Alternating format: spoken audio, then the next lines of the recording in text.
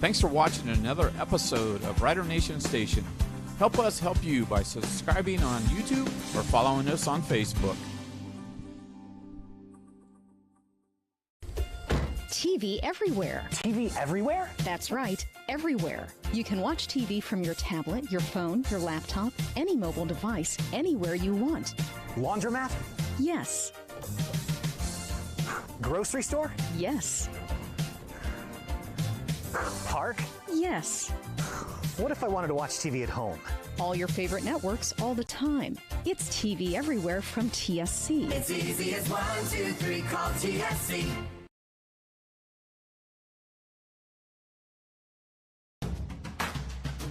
Albert Sporting Goods is here to outfit your team, both on and off the field. Since 1980, Albert Sporting Goods has serviced schools, clubs, and businesses throughout Ohio. For all of your uniform, spirit wear, and equipment needs, make it Albert Sporting Goods. Order online now at albertsportinggoods.com and follow us on Facebook, Instagram, and Twitter. St. Mary's Legion Post 323, veterans working for veterans and the future of our country. The St. Mary's Legion Post 323 supports veterans programs such as Gifts for Yanks, Support the Troops, Comfort Warriors, Blood Donor, POW MIA programs, as well as children and youth programs. The St. Mary's Legion Post 323 also donates thousands of dollars each year to local summer programs such as Boys State, Girls State, Scholarships in Education, Boy Scouts, Oratorical, and Shooting Sports. St. Mary's Legion Post 323, remembering the past, living the present, and working for the future. Auglaize Equipment Rental is your source for all your equipment needs. Whether you're a contractor or a homeowner with a project, we can help get the job done more efficiently. Check us out at 1900 Salina Road or auglaizeequipmentrental.com or just call 419-394-7883. Auglaize Equipment Rental. That's me, okay. Alrighty, welcome ladies and gentlemen to another Rider Nation Station broadcast. Beautiful night here in Bowling Green. We're at Bowling Green High School bringing you regional semifinal girls soccer. My name's Doug Spencer, and alongside me for the first time, Lance Ibrahim. Lance, thanks for being here. Thanks for having me, Doug. Appreciate you asking. Absolutely, and this is going to be an exciting opportunity for Coach Nick Wilson's Lady Riders, who are district champions, and they did it in formidable fashion on Saturday as they took down Liberty Benton in a lot of minutes of play. They went through regulation, they went through 2 overtimes, and they finally did, as they did 2 years ago, won in a shootout for an overall score of 3-2. What a remarkable way to advance to the regionals. Dramatic fashion, to say the least. So that put them at 18-2-1 with that victory over Liberty Benton. We're going to go ahead and prepare for the playing of our national anthem.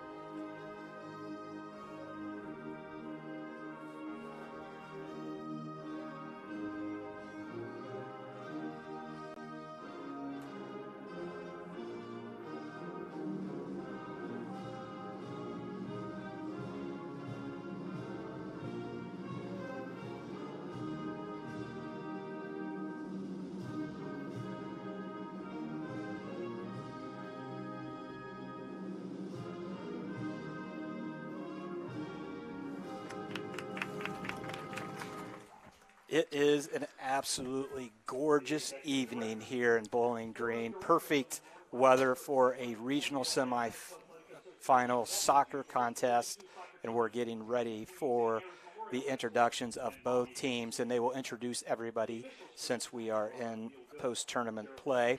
captain's meeting is occurring right now, as you see on your picture. And let's talk a little bit, Lance, about Maumee. They come in with a 10-7-2 record, and they've won 5 in a row. And they've gone through some higher seeds to get to this regional semifinal. Doug, I think if you look at their regular season and then you compare it to what they've done in the last few days and the last few weeks, I think they're on a roll here that has to be considered. They have to be respected. If you look at them on paper, just looking at the season on paper, the number of goals for and goals against, I've never seen anything like that this deep into the playoffs. I'm sure Nick Wilson and the Riders have got to be thinking about what the Lady Panthers are capable of right now. And he also has to get his team prepared not to look at this team on paper. Because when you do look at, they've given up 54 goals and they've only scored 40 in a total of 19 games. Yeah, the point that you just made, they're in the regional semifinal. But when you want to peak is exactly when they're peaking, and that is right now. So it'll be interesting to see how this number 5 seed, the Maumee Panthers, play against the Memorial Rough Riders. They come in at 18-2-1. Their 2 losses were to Ontario with a 1-0 loss, and then to WBL foe Ottawa Glandorf 2-0. And Ottawa Glandorf is very good. The Lady Riders played a great first 40 minutes, and the Ottawa Glandorf Titans were able to put some things together quickly in the second half of that game and come out as the 2-0 winners. Doug, do you think that the Lady Riders' last game that went into extra overtime, do you think that plays at all into tonight's game? And I'm thinking about player fatigue, mentally, physically. The first thing is, how do you come down from that high and know that you've got 80 minutes and maybe a little more, as they found out on Saturday, that they've got to be ready to play mentally and physically. And yes, that was a hard-fought battle. Unfortunately, Rider Nation staff was nowhere to be found because we were everywhere but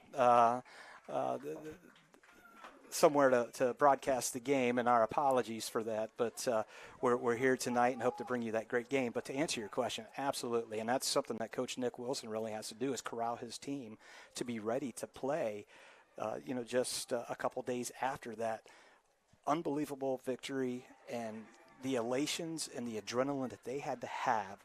I remember calling 2 years ago that same situation. I think I just came down from that maybe like 3 days ago.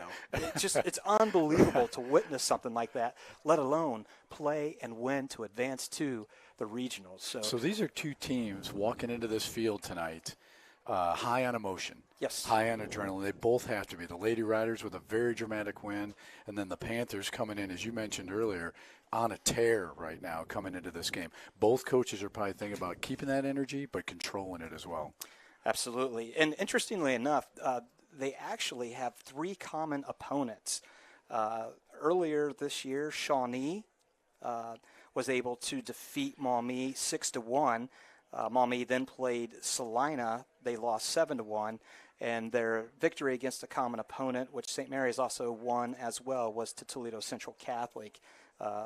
Maumee won 4-1. St. Mary's won 4-0.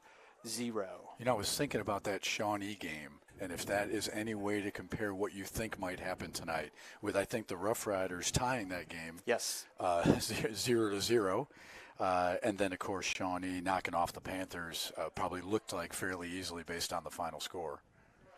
And I'm certain Coach Nick Wilson and the Lady Riders would love to have that Shawnee contest back. Sometimes you just have those contests, and it resulted in that tie. St. Mary's has won 10 straight. They have not lost since September 12th. Well, and their job tonight is to continue that streak going, right, to move on to Saturday. Yeah, because it's you win or you go home and it's over. And, that's why postseason play is just so fun. And you get a lot of spectators here watching the game. St. Mary's has traveled quite well. I want to give a shout-out to those who are tuning in and watching this broadcast live. And let's give a special shout-out to one of our sponsors who has 3 big TVs playing this live broadcast at Varsity Lanes. So if you're trying to figure out where to go watch the game and get something to eat, stop in at Varsity Lanes and tell Jay that Rider Nation Station sent you. Do you get a special deal if you tell Jay Doug sent you? I hope so. All righty, checking out starting lineup for Maumee. Number 2, Courtney Becker. Number 3, Kate Smalley. Number 5, Shannon Talbert. Number 13, Ava Leonard. Number 15, Ava Griza. 16, Ansley Heckman, as the ball is kicked off, and a Rough Rider defense, which is a formidable defense, giving up just a goal a contest. Actually, half a goal a contest is working against Maumee, and we've got the first infraction of the contest going against Maumee, an offside penalty.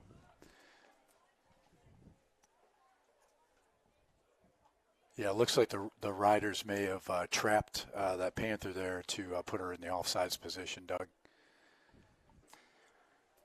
St. Mary's' junior goalkeeper, Ella Jacobs, will restart with the indirect. 2 aerial fast, heads it, controlled by the Maumee defender, and settled. Keeps it in bounds. And it's always tricky getting used to the turf field after being on grass from this set of eyeballs here of where the actual end lines are. Yeah, there's a couple things to consider, Doug. One is the speed of the turf, and we'll be talking about that throughout the night, what the strategy is to handle that.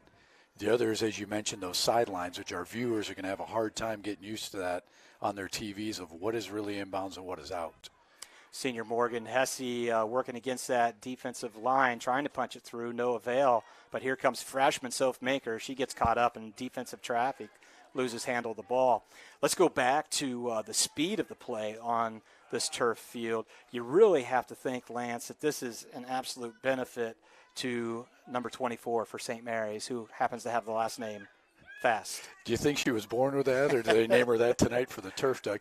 Absolutely. If you can keep the ball, it depends on how aggressive their keeper is, Doug. If their keeper sits back and the Riders can break through that defensive line, then somebody like Fast has got a huge advantage on the turf. The tough part is you got to take more touches than you think you normally do because the ball will get away from you. It's going to move 5-10 yards in a blink of an eye and right into the defense's hands.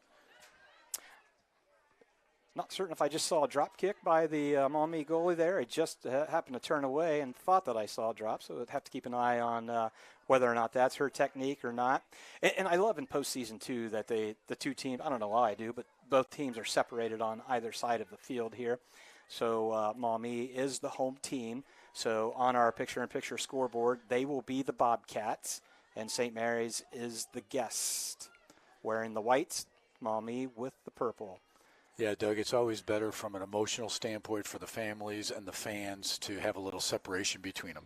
Allow them to enjoy the game peacefully with their friends and family, and let the opposing fans get them 100 yards away to enjoy it themselves. And don't want to get too far in advance as this game just got started, but the winner of this contest will advance to the regional final, and they will take on the winner of Copley, which is a high school near Akron, and Lexington, which is near Mansfield, and it's near a school that we're familiar with because we play them in the regular season, Ontario. Is that the location, Doug? Was there a location for the game yet Saturday? We know it'll be neutral, right? Yeah, do not know the location at this point. Here comes Fast, trying to keep it in. When is it? Sorry to interrupt, Doug. When is that other contest that determines who the winner of this game will play on Saturday? I believe it is tonight. It's happening now. Yes. So we'll know somewhere near towards the end of this game who's moving on to Saturday from both contests. That would be correct. You see, Doug, there's already a lot of throw-ins, a lot of out-of-bounds, and both teams are smart to play outside of the middle of the field. If a grass field, you can tell if they've been playing the middle. Obviously, turf, you wouldn't know. With the wear marks, right? But see how many out-of-bounds balls there are already. Yep, and there was an example of what you were just talking about, Krista Rupert with just a slight touch, and that ball really released and actually ended up in the pole vault pit. And Yep. And it was just a light light touch as she was trying to make that pass forward. And results as a goal, easily results as a goal kick for the Panthers. Now, as the Riders are punching it into the corners, there is a chance of a deflection that results in a corner. Again, with the speed of the turf, that can happen very easily. Jordy Glass going to work against Maumee's number 16, Heckman. Gets the ball forward. And let's give credit to that defensive back line. Half a point a game is the average of goals allowed, and that's pretty darn impressive right there. Amelia Ankerman, Lauren Jacobs, Gabby Keller, who just had a little bit of a deflection there. Flag is up for an offside call, but it's dropped down as Ella Jacobs is able to corral. It really takes a lot of pressure off your attackers, knowing that your defense can hold the opponents to less than a goal per game. Now, I like a nice 3 or 4 goal margin. You probably don't get those at this point in the postseason, but knowing your defense can hold them really tight is very relieving for you. Nice pass forward to Reese Rabel. Reese trying to chase that ball down on the left side. Maumee defense advances forward, stolen away from Fast. She's going to rip here. She takes a shot and denied by the goalkeeper for Maumee. Now, the first thing everybody's going to ask, and you and I had a great angle on that, why didn't she go upper 90? And nobody could really see that but us and a few fans. She only had a small window there, Doug. Upper 90 was bad for the keeper. Low on the left-hand side was easy for the keeper, but she didn't have that window. Yep. And I believe the keeper for Maumee is number 7, Haley Hughes, senior goalkeeper. I think Maumee plays with a several keeper season. Do you see that as well, Doug? I did not. So they've rotated keepers in and out? It looks like it. I counted 3, and all 3 have saves. Clearly, Hughes is the lead with 15 saves, but you have 2 other keepers with 2 saves each. So they're getting field and feet time, but they're also getting frame time. So if Maker advancing the ball forward with a left-footed pass, and Maumee defender number 23, Bischoff, clears it out. Throw in by Rabel to Minker.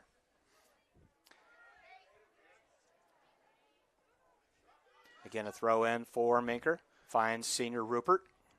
Rupert tries to settle it down. Taken away by Maumee. A couple bodies down on the ground as Jillian Tomberlin on the right side approaches, but a little too hard on that initial touch. Rolls out, throw in, and good thing I don't have to keep the clicker for how many throws we have throughout the course of the night. Want to give a shout out also to Logan Yelton, and we recruited off the boys team to be a videographer tonight, Caden Ballwig. So thank you, Caden, for helping bring these great shots to Rider Nation. Doug, you've been around sports enough and filming and photographing sports to know that you really need to know the game to do a good job on the camera. The better you understand what might happen, the better placement your camera is going to be. Absolutely. It's anticipation and hopefully not getting too excited and missing, which I do. Keller trying to settle that ball. He got an interesting message sent to us. Dave Brewer's claiming that Ariel Fast received speed that she has from Dave Brewer, as that's Dave's niece. Oh, okay. Well, maybe a little questionable on no, I agree the with correlation. That I agree with that 100%. Have you ever seen Dave Brewer head to a buffet? He is nimble at that point. All due respect for Coach Brewer, one of my favorite coaches as well. Substitution coming in for Maumee, number 12, Addison Birch. Addison is a junior midfielder. Doug, I want to mention I like what the referees are doing here. They're allowing, I think, fair physical contact, direction of ball, which they're watching for. And I know we saw some bodies hit the turf a moment ago, but I think the referees quickly assess no advantage and direction of ball. And I really appreciate that. They'll let them play, but keep it under control so nobody gets injured. Great shot there of Tomberlin with the throw in over the head of Minker. Here come the Panthers, denied by Gabby Keller to Jordy Glass. Jordy with great vision to the midfield to Rabel. Rabel to Minker. Here comes Fast. just couldn't get the lead ball to her. Kicked away by the Panthers. Good offensive possession by the Rough Riders. Might have a little bit of a hand action there against the Rough Riders. Going to result in a free kick. Yep, I think a handling call there, Doug, was proper. The hand was out of position, and it results in a direct kick for the Panthers. Certainly too far to put on frame, but a good ball to put in play. A little too much on that. Going to roll out. Going to be a goal kick for junior keeper Jacobs. That's a good example where on grass that ball probably would have stopped about where the Bobcats end zone is here in Bowling Green.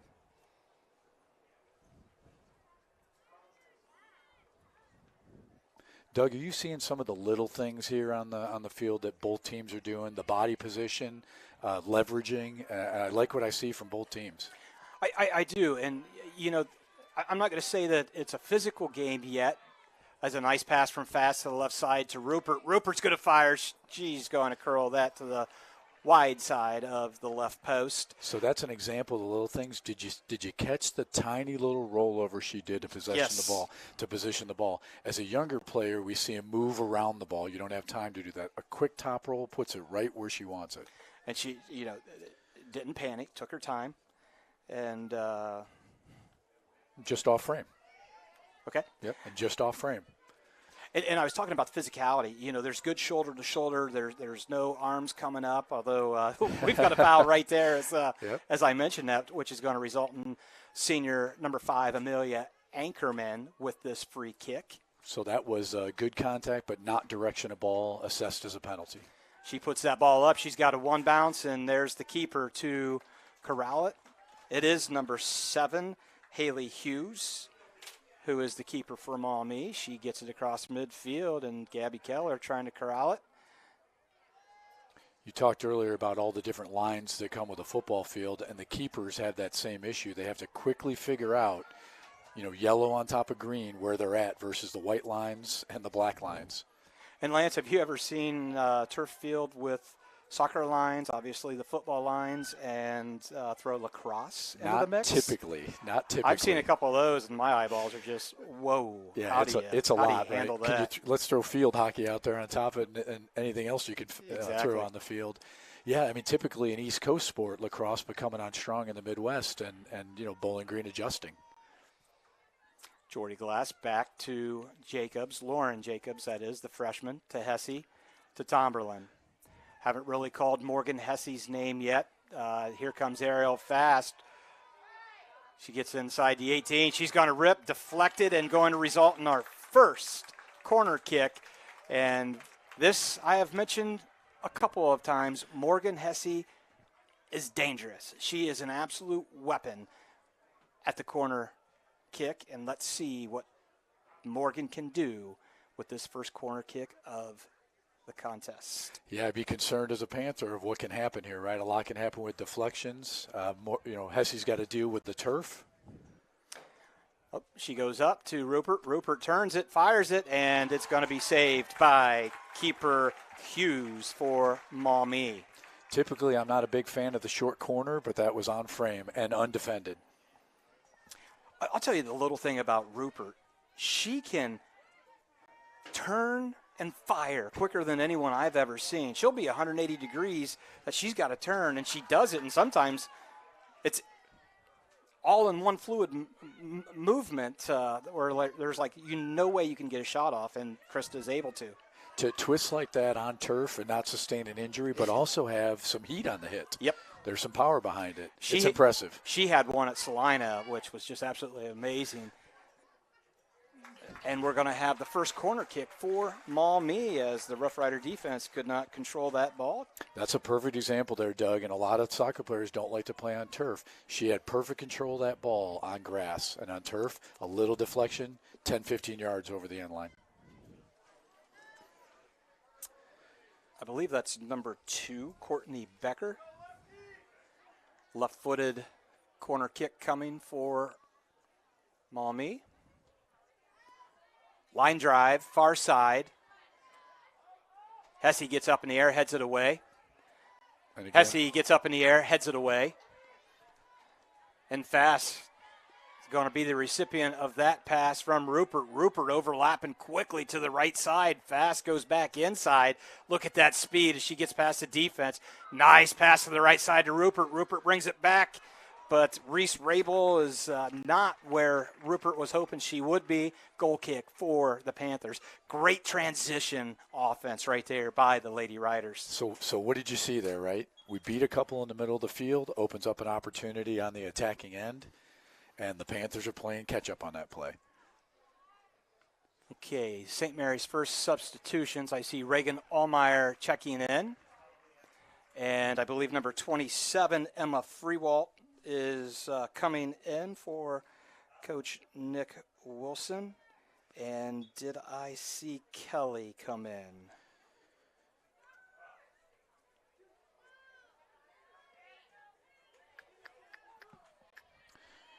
As we're looking. Yep, what number are we looking for? And I couldn't see your number, so Maybe not. Oh. No. All right, here comes Fast.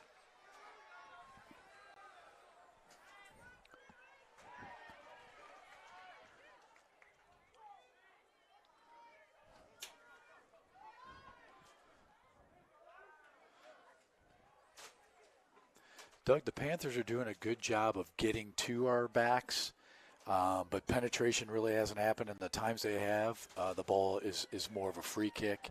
And on the turf, it's either going to be a goal kick or just off the side of the field. Kelly Holsinger, number 25, was the third Rough Rider who checked in. Sorry about the long delay on that. Here's Jordy Glass. Seeing what her options are. Nice movement away from the ball by Tomberlin. Soph has that patented stop and go back the other direction very quickly, and she does that there. Has Allmeyer on the left side.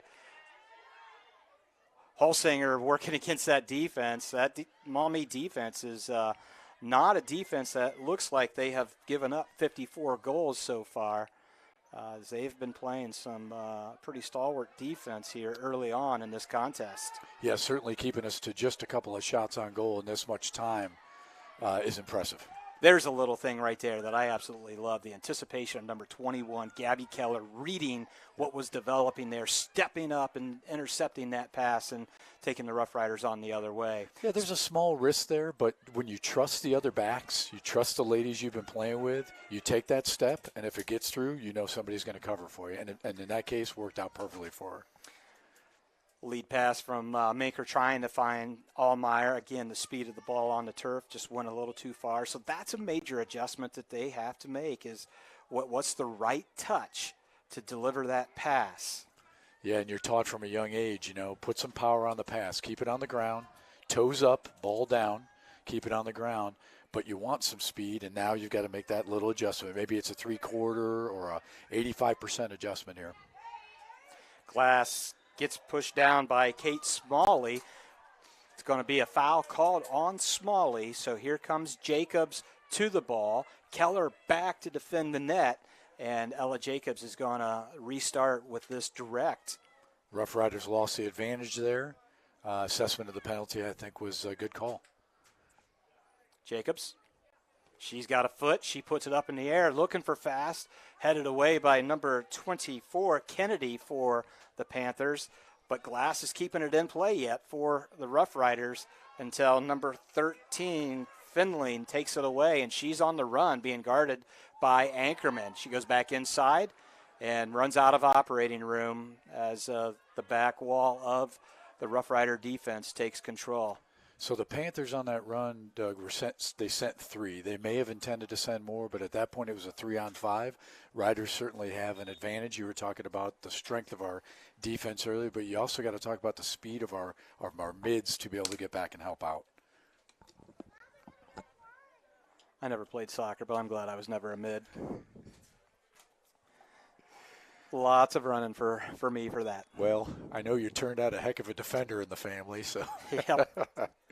Lots of days of Howie putting bodies on the floor.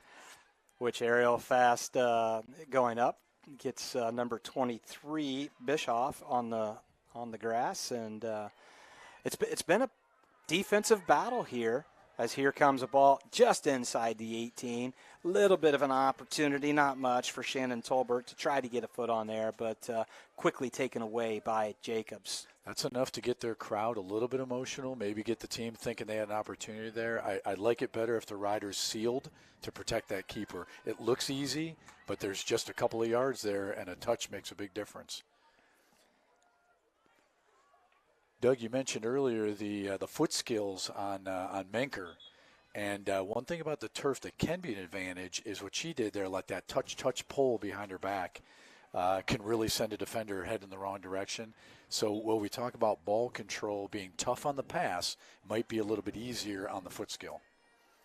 Rough Rider substitution just coming in, number 20, senior Emily Ellis. Freewalt. Still in.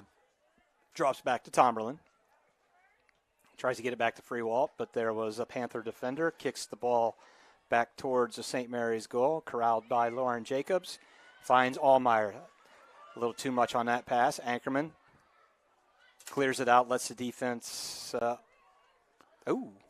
That's a smart move. Maybe called a deflection there. I don't think that's I didn't what she was see looking it, for. but we'll take that one. I didn't either, but the call was good. The player makes the right call to settle down there, get reset on a throw-in. Defending a throw-in is much easier than defending a run. Yes. Here's an opportunity. No, denied, because we have an offside infraction. Real close, but the right call. Maumee had the excitement down below us, had the excitement on the field, but we have an indirect forthcoming by Ella Jacobs. I like the run on that. I don't think that they waited too long to pass the ball. I just think she was just, a half a shoulder offsides there. It's a very close call. Nobody can see it as good as the line referee. We all think we can, but those line judges, they are right in line with that defense. They can see it best. And that's something, we talked about a lot of adjustments as we get into the postseason, and here you're playing on the turf. But, another adjustment is you go from the 2 official game to the 3 official game, and exactly to the point that you were just making there that, 2 official game, that maybe doesn't get called, and Ella Jacobs is being put to the test one-on-one. Yep, it's a great point, Doug. I do like that in the postseason they do that.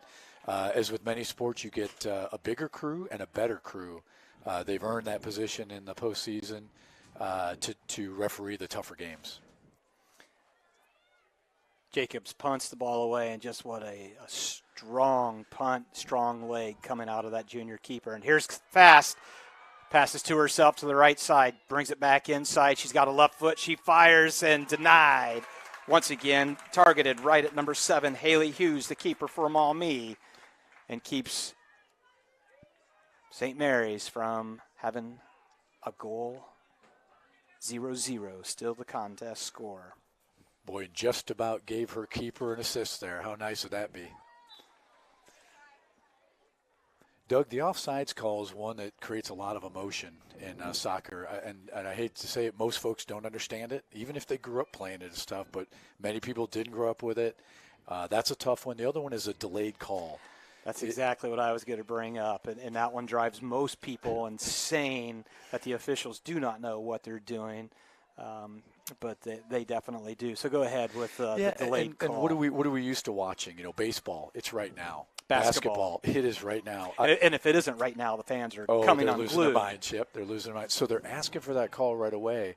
And the players and the coaches, they would rather have them just give it a moment. Let's see who has the advantage. Because if I have the advantage, I don't want to call.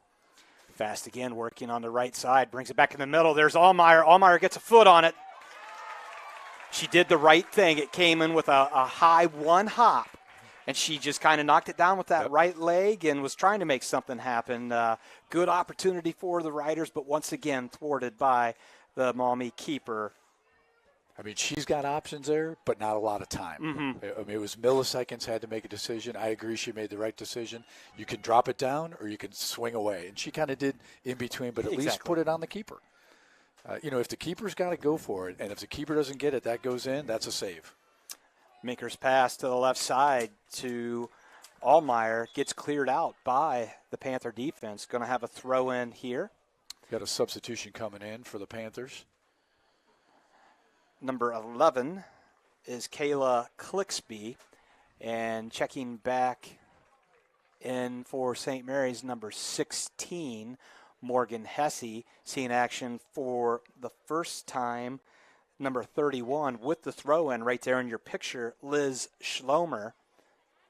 Oh, looks like she'll get another one for coming right off the bench. Get 2 quick throw-ins. Watch the seal of Fast trying to maintain that position so that she can receive it, what she just does. Yeah, just the right amount of leverage there, and it's a 100% pass.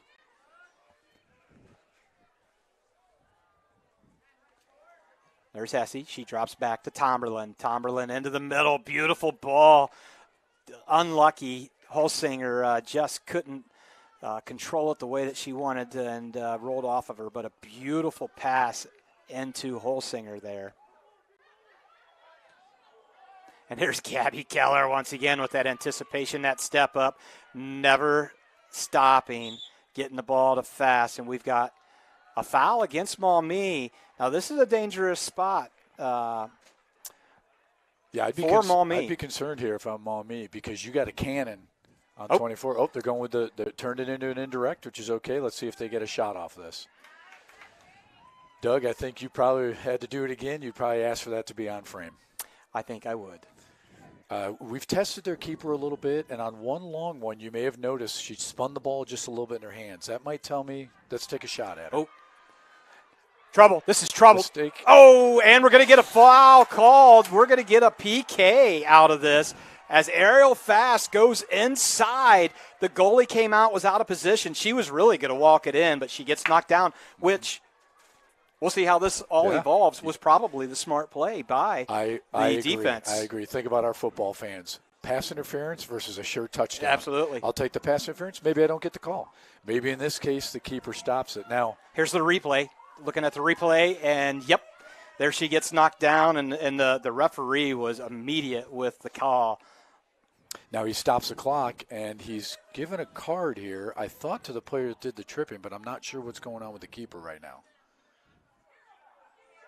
The Maumee sideline not happy with what's transpired here. Referee coming over to give the explanation. Gave the card, has to give the explanation, giving it to the coach. And we had a great replay on Ariel getting fouled. And like I said, she made a great inside move, and she was going to walk that ball in because the keeper was down and the defender took her down. Yeah, they saw something I didn't see here, and I didn't get a good look at the replay, Doug. I thought the defensive player made the contact, maybe not direction of ball, but something happened. They're calling it with the keeper. Now, he stopped the because clock. The keeper had to come out. Yes, they're putting a new keeper in for this penalty kick. And did you see him stop the clock right away? That tells me probably a trip from behind, probably a red card in addition to the PK. I didn't see the keeper in the position to have that level of a penalty, and that's probably what the crowd is reacting to. Very interesting, and this is a delay, too, is, I don't know if there's really such a thing as a freeze in the game of soccer on a PK as there is calling a timeout right before making that winning free throw. Here it is on the replay. Oh, and, okay. Yeah, now so it looks like maybe it wasn't a play on the ball and a play on Fast, and that's hard to see. Even at that speed, it's hard to see whether she meant to make the play on the ball or not. She did not, and she took Fast off her feet. And as a result, yellow card, keeper out, substitute keeper in. You've mentioned numerous keepers have been on the pitch they've for had Maumee. 3. I didn't catch a number, so I would assume this is one of the keepers that typically is out there, Smalley or Kovar maybe. And now it's mano a mano, Fast versus the substitute keeper for Maumee. Waiting, here it comes, and she fires it directly at the keeper. Denied. Maumee comes out unscathed from that scary situation that developed there. And, oh, my. Doug, I don't care what happens in this game. They're going to be talking about that for a long time. Absolutely, they are. Boy, the Riders put the pressure on right away there. No breaks. No breaks in soccer, right? Number 21, Boyett working against the Rough Rider defense. She drops back, kick down across midfield, settled by number 21, senior Gabby Keller. Now, this is a tough play here, but the Riders' best option is to keep the starting keeper on the side of the field. I think we got shoestrings that got tangled up between Schlomer and the Maumee defender. That was pretty interesting. Yeah, I've seen that where they had to stop the game to separate the players when that's happened. Boy, even on the turf, a slightly bouncing ball could be enough. I think all of the players right now, their nerves are up just a little bit after what just happened. That's a lot. That's a lot that just happened. We talk about a story of these postseason games. The story is going to be your keeper took out the player, appeared to be on purpose. You send in your backup keeper, and your backup keeper stops the Rough Riders' leading scorer. Yes. And here, getting a rousing round of applause is the substitute keeper, number 23, Charlie Bischoff, sophomore. She's actually a defender for Maumee, and she's the backup goaltender. And she keeps this scoreboard. You see the Larry Schafato replay there. Keeps the scoreboard reading zeros, and the Maumee crowd was very pleased with the effort that she gave on that PK. Doug, I mentioned earlier she'd probably one of the 3 keepers with some saves for the Panthers. No, she is not. She came in, as you mentioned, off of defense and makes an amazing save. Now, Fast did put that ball right on keeper, which is okay in a PK because a lot can happen after that ball deflects. Fast trying to make up for that PK opportunity that was taken away. She dribbles through, avoids collision, smothered by the goalkeeper Hughes. So that time Hughes held her ground, decided not to come out and challenge Fast. Probably a little bit ouchy from the penalty, but maybe should have stayed put on that first one. With the speed of Fast, what are your options? Sit back and hope? Yep. Maybe step up and cause a deflection or an angled kick. Oh, nice lead pass taken away by the Panthers. Hesse was trying to find Fast on that right sideline to no avail. Chasing the ball down is Lauren Jacobs.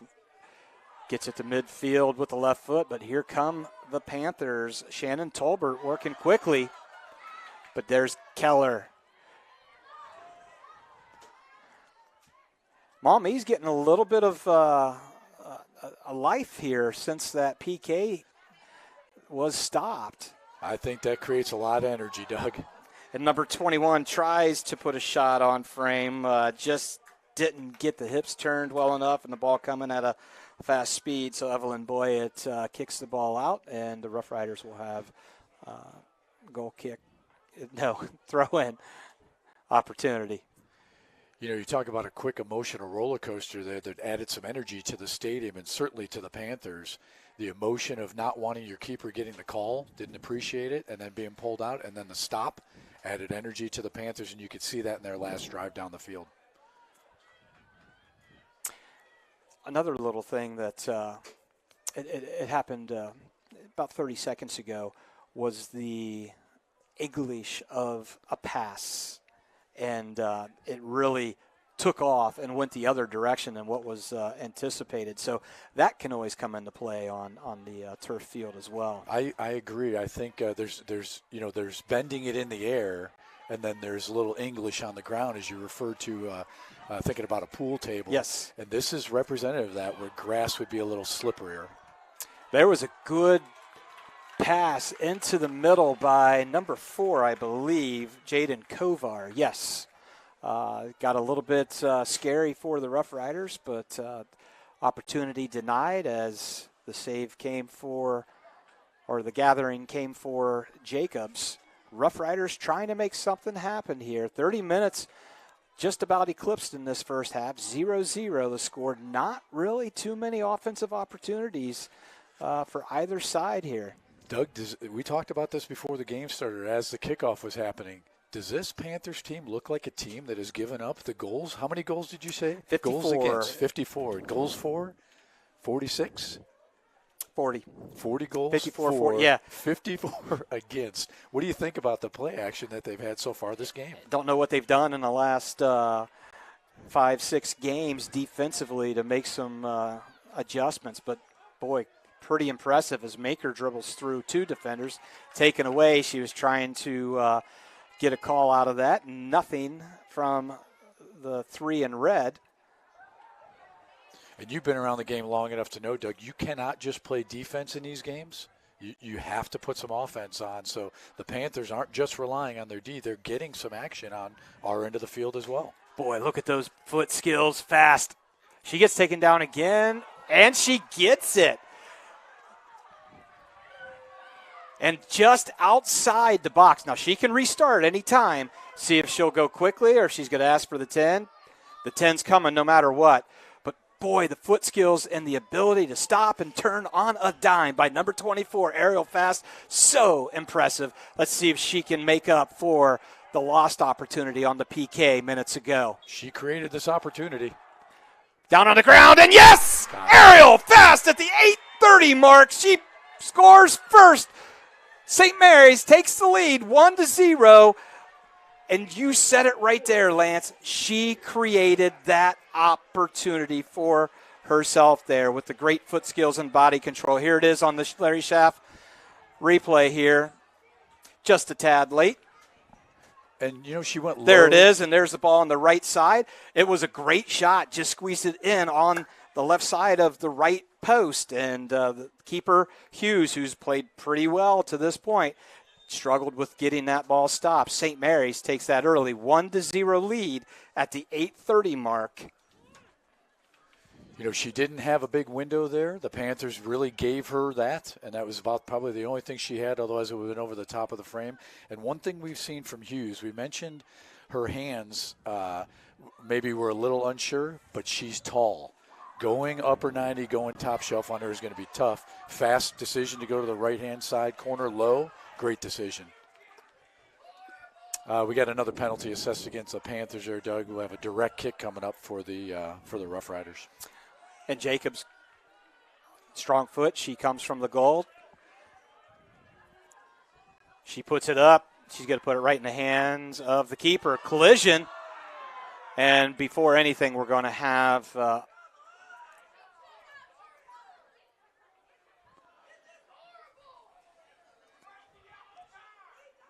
did they call a foul against Fast, or is I don't think it was offside. Is the hand going to stay up?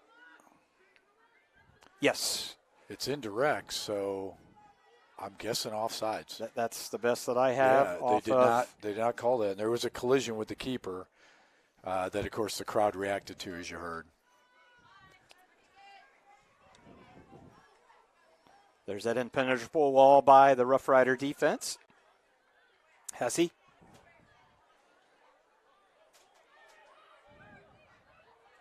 And there's a nice step up by Ankerman to take that opportunity away. Here's Soph Maker. Soph to Fast. Fast lets it go through. She's beyond the defense, going right side, going to come back inside. Gets stopped. Does a nice drop to Hesse. Hesse's going to lock and load and fire. She's off the frame. Goal kick for St. Mary's. Exciting scoring opportunity there. Fast, unselfishly saying, you know what, let's give Morgan, as we see the replay coming here, let's give Morgan that opportunity with a little bit of a drop. She's ready to lock and load, and here she is. And unfortunately, just a little wide left for Hesse's shot attempt. Still a very good idea, and you see that the Panthers are stacking up against Fast, as they should. Nice job getting the ball in the middle to Fast. Fancy footwork. She finds Hesse again. Hesse fires just over the crossbar. Again, really like this offensive continuity between Fast and Hesse, trying to give that 1-2 punch. Who you going to defend? And good shot attempt by Hesse just over that crossbar. You'll notice they're putting 2-3 defenders on Fast, and again, as they should do, but that leaves some Lady Riders open, and Hesse's got a strong foot to put one on frame. Soph Maker trying to go into the middle to Rupert. And St. Mary's has a lot of scorers. We talk about Fast, we talk about Hesse, but Rupert, I believe, is the third leading scorer. Nice opportunity trying to find on the weak side Rabel, but Hughes is there to take that away. Yeah, probably and 15 goals on the season around there for Rupert. And Soph Maker has the ability to put that ball in the goal as well. Here comes Rupert. She's challenging. I'm not real certain what you're going to call here. Is it on Rupert or is it on? They're gonna call it on Maumee. Yeah, we'll see what a replay shows us. I'm sure the referee's got better eyes than we do. So we've got PK number 2, Rupert. We just talked about leading one of the top leading scorers. She fires and she puts it exactly where it needs to be with that PK at the 4:59 mark. Krista Rupert. Yeah, upper 90 on that one was a good call. Bouncing one off the keeper, you never know what a deflection will do, but back of the net is always a good decision. There you see the replay of the celebration. See if we can. There's the PK, upper 90, right-hand side. A great spot, undefendable by the keeper. Yep.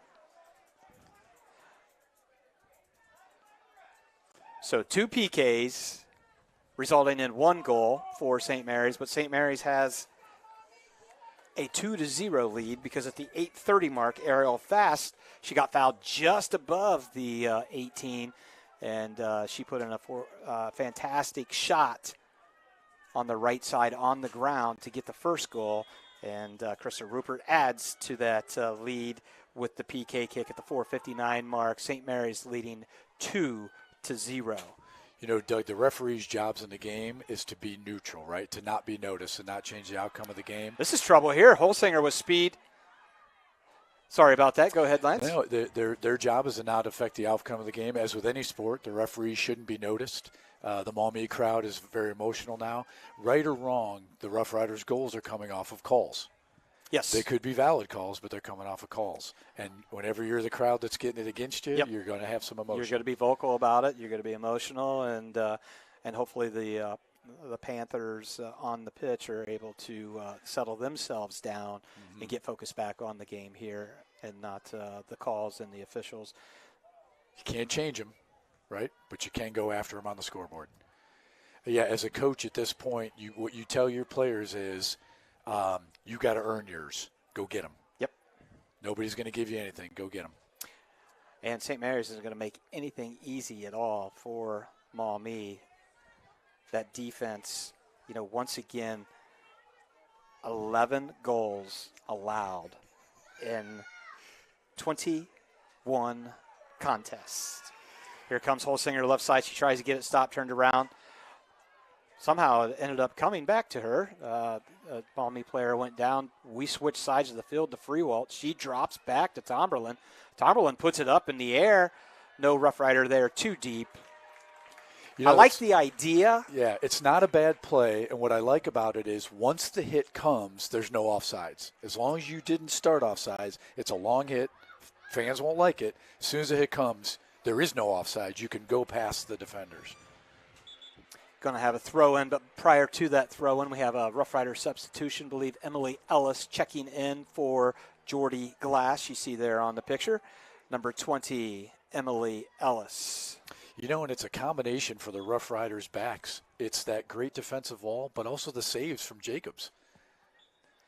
I mean, the number of saves that she's had this season. Now, sometimes a save might not be something you consider dramatic, but she's had some. And, of course, we've had games ending in PKs where she's certainly in the hot spot and has stepped up.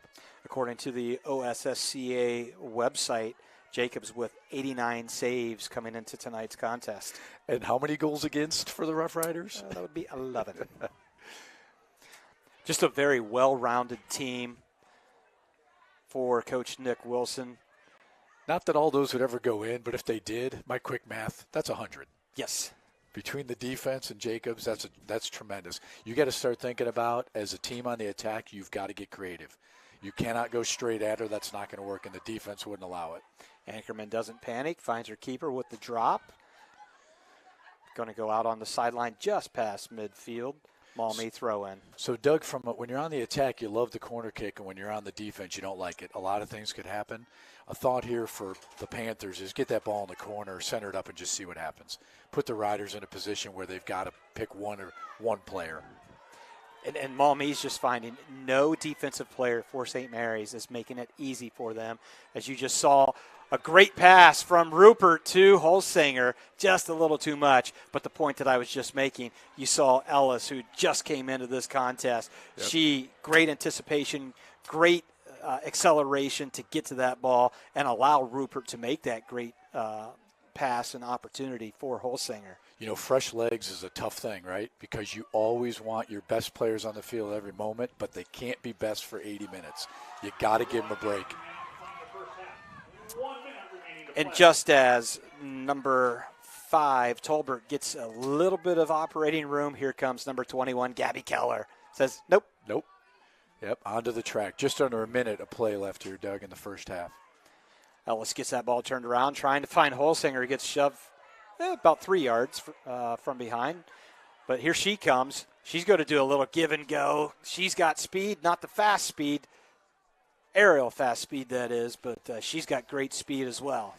Yeah, did you see her the separation from the defender on that one was clear very quickly in a 10-yard run, 2-3 yard separation. Rupert with that quick turnaround shot delivers it into the awaiting hands of Hughes, who punts the ball away. We're about the 10-second mark, settled by Leonard for Maumee. And even in the last 10 seconds, St. Mary's not allowing anything easy for the Panthers. Yeah, they really didn't have a chance to get it past the 50. And really, with 15 seconds left, you don't want a huge thing to happen for the Rough Riders there. Just kick it on the track. Yep. As we say, kick it into the parking lot, into the stands, give them a souvenir ball, and just let the time run out. Okie dokie, here we have at Bowling Green regional semifinal contest, your St. Mary's Memorial Rough Riders with a 2-0 lead over Maumee. Here we have some replays of the first goal by Ariel Fast coming off a free kick. She starts things off, and here's going to be the penalty kick for Krista Rupert. She gets fouled in the box, and she's going to put just a beautiful scoring technique from a PK here upon the referee's whistle. Here it comes. Boom. Velocity, accuracy equals goal. That was undefendable. You got to pick a direction as a keeper. You have to stay on the line until the kick comes. You really can't move. You're just balancing your weight, not moving forward, backward, left or right at all. When the kick comes, you've probably already chosen a direction. You really need to on that. And I didn't see her move a lot to her right, but that's really the direction she would go because the kick's coming from the right foot of a righty player, which would naturally go to the left. There you see in your picture, Coach Nick Wilson down in the corner, taking a little bit of time to let his girls get the breather they need, talk strategy and adjustments that are needed for the second 40, and hope that they can advance to Saturday for the regional finals to take on the winner of Copley or Lexington. At this point in time, we'll go ahead and take a break and thank our sponsors who allow us to bring Rough Rider Sports to you. We'll be back to bring you the second 40. Buffalo Wild Wings in St. Mary's is proud to support Rough Rider athletics and the Memorial Student Athletes. Join Buffalo Wild Wings for each Rough Rider football game streamed on Rider Nation Station. Buffalo Wild Wings, the greatest of all times. St. Mary's Eagles 767 is dedicated to promoting the general welfare of the citizens of St. Mary's by giving special attention to public improvements. They are also committed to helping meet the public needs and all that relates to the betterment, convenience, and comforts of the citizens of St. Mary's. For more information on how you can become a member, call 419-394-3257 or stop in during business hours at 404 East Spring Street in St. Mary's. St. Mary's Eagles, 767. People helping people. Fellowship of Christian Athletes is a middle school and high school club looking to spread God's love throughout numerous schools and communities of our local area. FCA's favorite play of the game is both teams joining together in prayer at the conclusion of the game. God bless you, sports fans. Hello, I'm Dr. Ellen Hunter, owner of Family Audiology Associates with offices in Salina and St. Mary's. I am a St. Mary's Memorial graduate and a proud supporter of our Auglaize and Mercer County community. Since 2004, my staff and I have tested and treated the hearing imbalance of many of our infants, children, adults, and elderly in our community, and we would be proud for you or your loved one to be one of our next patients. Call Family Audiology Associates today, your hometown hearing experts, and go Riders! Here at TLC, we expanded our business, so we wanted the security of knowing exactly where all the kids are and what's going on in each of the rooms. We chose Fowler's because we've done all our televisions with them, and they mentioned they have security systems. So we just wanted to go out and look at it, and they were very upfront, and they do excellent work from start to finish. And so we chose Fowler's TV. It's been great for us here at TLC Learning Center, and Fowler's TV would be great for anyone. Guarneri's Pizzeria and Pub has partnered with Rider Nation Station this season so that every Friday night, Guarneri's can be Rough Rider Central. Guarneri's will be streaming Rough Rider football live every Friday night at 7, paired with your favorite Rider aid. Call Guarneri's during or after the game to place your pickup order for pizza, wings, or hoagies at 419-394-2244. Remember, Guarneri's, home of the signature Big Ralph. At Chef Auto Sales in St. Mary's, we don't play any of those pricing games. Our quality vehicles are priced at or below market value, and our no-pressure friendly staff is here to help you. So before you buy, give us a try. Come see me, Aaron Hyde, the car guy at Chef Auto Sales. If you're looking to renovate your home, former Rough Rider football standout Craig Hewer is your go-to man. Hewer Renovating is an all-phase residential specialist with over 40 years experience and an A+ Better Business Bureau rating. Improve your investment by giving Hewer Renovating a call at 419-394-8643. Kogi Plumbing, Heating, and Air Conditioning has brought the best in comfort control and plumbing services to the St. Mary's area for over 57 years. Kogi's takes pride in identifying heating, plumbing, and air conditioning solutions which stand out from the rest. Give Kogi's a call today. Kogi, Plumbing, Heating, and Air Conditioning, a name you can trust. Are you looking for a new trailer or needing your current one fixed? Then head over to Midway Trailer Sales. We're conveniently located just off U.S. Highway 33 in St. Mary's and Interstate 75 in Dayton. We're your one-stop shop for new and used trailers, flatbeds, and snowplows. We also offer a wide array of parts to fit your trailer's needs. Our professional service team will get you back on the road in no time. And of course, we're Ohio's only authorized empty hopper dealer. Come visit us at www.midwaytrailers.net. When you need a haul, give Midway a call. Miller Funeral Home has been serving the Rough Rider community in its time of need since the 70s. Our business is a family affair, dedicated to serving families with integrity, dignity, and compassion. Miller Funeral Home, proud to be a supporter of the Rough Rider community. If you want a winning banking relationship for all your financial needs, let Minster Bank help. We can make all your winning dreams come true. Find us at minsterbank.com. Member FDIC, Equal Housing Lender. Plus One Professionals Real Estate always goes the extra mile. Besides listing and selling, they offer free use of their moving van and a free interior design consultation to their customers. Plus One Professionals, going the extra mile.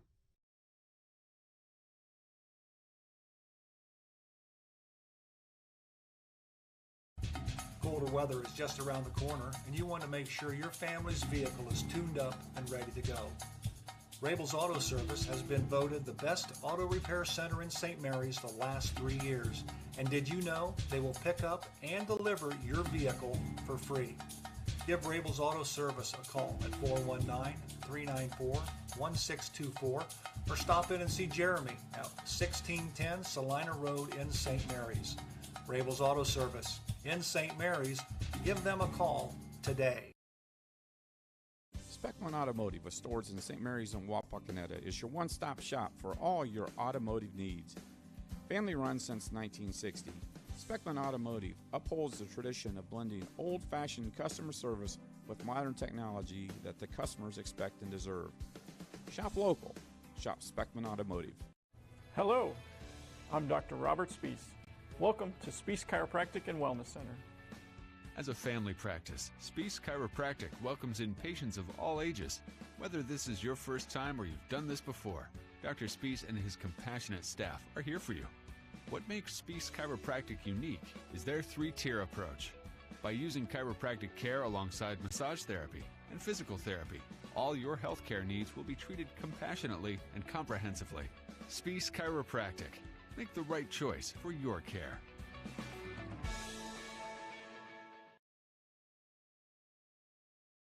VFW 9289's mission is to honor all veterans, past, present, and future. Come on out on Football Friday nights to watch the live stream of Rough Rider football. VFW 9289, a proud sponsor of Rider Nation Stations. Head to Varsity Lanes for the pregame or postgame party. Dinner, beverages, and bowling with the best prices in town. Varsity Lanes also specializes in birthday parties or office and corporate parties of all sizes. Varsity Lanes is the home of 2 boys and 2 girls state championship titles. Eat, drink, and bowl where the state winners are built. Proud supporters of Rough Rider Athletics, Varsity Lanes. Do you find yourself faced with injustice or confronted with a legal matter that you need help resolving? If so, call attorney David Walbacher at 216-225-9181. That's attorney David Walbacher for all your legal needs. All righty, back here at Bowling Green High School, where Rider Nation Station's bringing you live girls regional semifinal soccer. Your St. Mary's Memorial Rough Riders with a 2-0 lead. And, it's always great to be a Rough Rider. It's great when you're in postseason. It's great when you're in the regionals. Lance, how about when you go to state? Let's give a shout-out to a couple of our Rough Riders that Saturday are state-bound in the sport of cross-country. Yeah, coming up this Saturday. Tyler Burt and Calvin Morris representing the Rough Riders at state. Congratulations to those gentlemen. Good luck. You know we're behind you. Absolutely. Their names are on the marquee. Downtown St. Mary's looks awesome, and glad that we can give that shout-out, and glad that we can bring you live soccer here from Bowling Green again. On the marquee downtown St. Mary's. Downtown. Boy, there's a story. Yeah. That's big time when that happens. So, Doug, in the first half we were talking about the keeper and the thought that when they stopped the clock they were maybe giving a red card to the keeper. It has happened, but that would have to be very extreme because now you're going to run a player down for the entire game. And it was early in the game. Yeah. Whether it's a right call or not, it'd have to be really flagrant, very violent. And the referees are protecting the player. Probably the good call that it was a yellow, emotional nonetheless, but the right call being a yellow. If Coach Ring was commentating right now with that comment, he would talk about, was it Howie's sophomore year, junior year, when Zach Lemmerman got the red card and was done, and we played down, and boy, that was a team that was going to advance. Yep. And yeah, no matter what. I think we played down early at a game against Salina, always an emotional game against the Bulldogs, the Cross Lake Classic. Early in the game, Rough Riders playing down and came and showed up with a win. I think it may have been Max Milkey, and I think the team they rallied around that he got tossed early in the game. All righty, thanks to all of you who are tuning in. Again, want to give a shout-out to all of our sponsors who help make these broadcasts happen. And I want to give that special shout-out to Varsity Lanes, the 3 big TVs broadcasting the live stream. So shout-out to Jay and the crowd at Varsity Lanes. Thanks to all of our establishments that offer the live stream on their televisions. And here we go. St. Mary's trying to maintain this lead here at Bowling Green High School. Fast to the left side to Rabel. Rupert gets the pass. She's going to get around the defender. She gets it inside. There's Hesse, but there is Hughes. Hughes makes a nice little anticipation to step in and get that ball. Hesse was right there. That's an early in the second half opportunity. As a Panthers coaching staff, you don't want to see that. You want your defense settling for a little bit. You want your goalie settling for a little bit. But Rough Riders aren't having it. They're going to put the pressure on right away here. Ball goes out. I know we've mentioned the turf many times, but that's a good example where a typically controlled ball right off the side of the turf. Hesse's a weapon at the corner, but she if extra ball on the pitch here. One at a time here. But she can definitely throw it inside.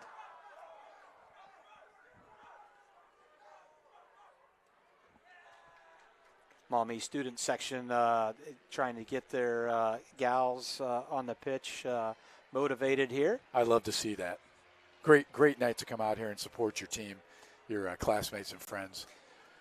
And it is. And shot just wide of the frame there, Doug. Looking for a deflection. I don't think so, though. Just wide of the frame, no deflection, results in a goal kick for the Lady Panthers. Doug, you mentioned when we started it was a beautiful night. I think you're pretty familiar with the typical environment here in Bowling Green in November. We got a shot coming here. Oh, trouble. Rebound. Rupert was just a step away, and that's why you do follow through. And it was a good hard shot by Fast, and trouble with the keeper of corralling that ball. And St. Mary's is really putting the full court pressure on the Maumee Panthers. They do not want to allow them to have that opportunity to cut into that lead that they have. Yep. 2 goals is good. 3 is better. 1 is never enough. With this much time left in the game, 1 is not a cushion. 1 is as close to a tie. You know, and that was a hard hit. Even though the keeper did cough that up, it was a hard hit. And what you ask your players is they get 1. They get 1, but don't let them get a second one on your keeper. And they didn't. The Panthers did a good job of sealing our attacker coming through the line. But the goalie did her job, even though the ball ended up in front of her. Griza with a smart play from the left side, making that big drop back to her keeper. But there's Fast to take the ball away. Left side, she gets turned around quickly. She puts the ball in the middle. Hesse tries to put a foot on it. Does. But there's Hughes diving to knock that ball. That is an athletic play by Morgan Hesse. Yeah, again, the ball's coming from her left side. She's a righty. You're turning your hips the wrong way and putting this ball on frame. Great replay shot there. Want to give our shout-outs to our videographers tonight. Logan Yelton, Caden Ballwig bringing you these fantastic views. This is a good crew, Doug. I assume you're paying them tremendously for their efforts tonight because they're really keeping a good job of keeping the cameras on the ball, but also some of the off-ball action that they're catching, which is so important in soccer. Absolutely. There was a little bit of a deflection off one of our shoulders or heads there, which sent the ball in a different direction. Anchorman, there's a shot. And a little bit of trouble for Jacobs that you typically do not see. Fortunately for the Rough Riders, number 13 for Maumee, Leonard was several steps away from being able to clean up the trash, so to speak, in the game of basketball. And a very important aspect of the game in soccer. Picking up the trash. We call it the garbage man many times. Hit the trash can. And unfortunately for the Panthers there, we picked up the trash and they didn't. And they really need to be there to pick that one up. That was a hard hit, and I think a little bit of a surprise for Jacobs. Hesse gets the ball taken away and going to be a throw. No deflection, throw in Hesse. Nice use of the body by Fast. She settles it up top to Glass. Glass back to Fast. It's good to have patience here. You don't have to force anything. There's no shot clock. Tomberlin with a nice ball to Manker. Manker shoulder to shoulder.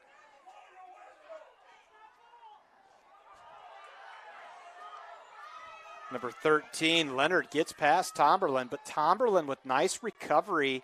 Oh, and there's going to be a foul right there, and they're going to give a card.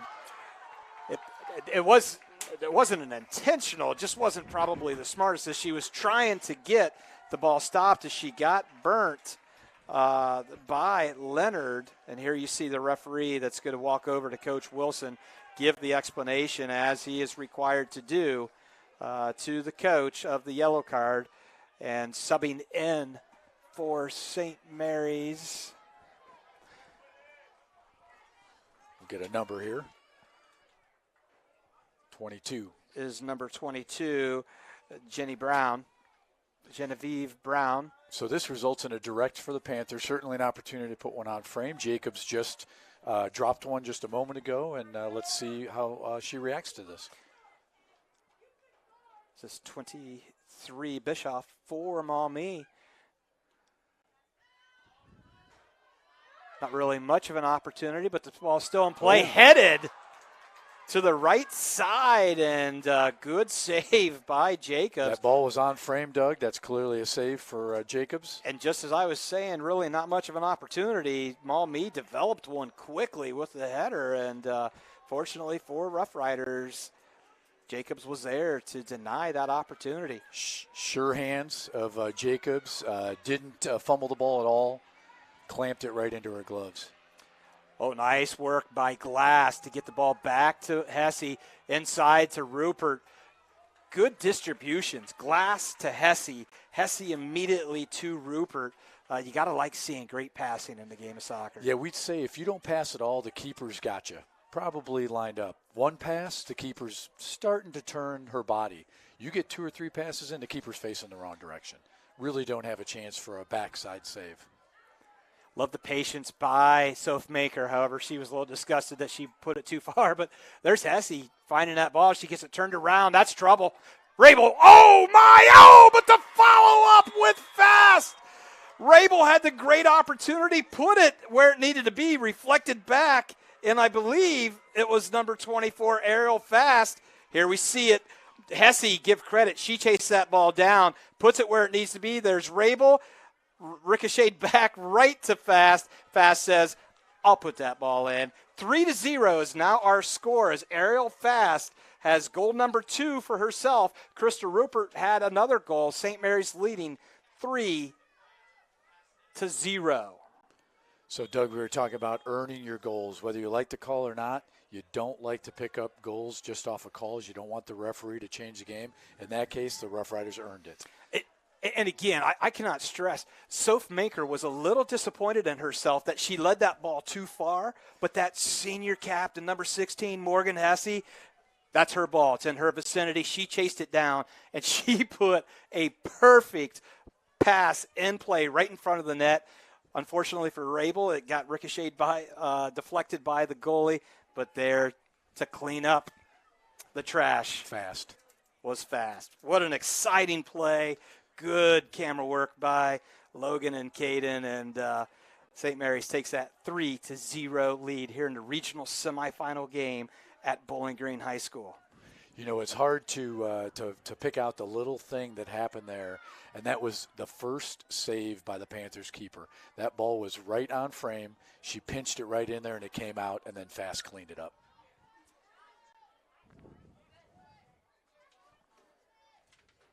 Doug, we were talking earlier about the turf, and what's your play on the turf? A great play is put it in the corner and center it up. Put it in the corner and center it up.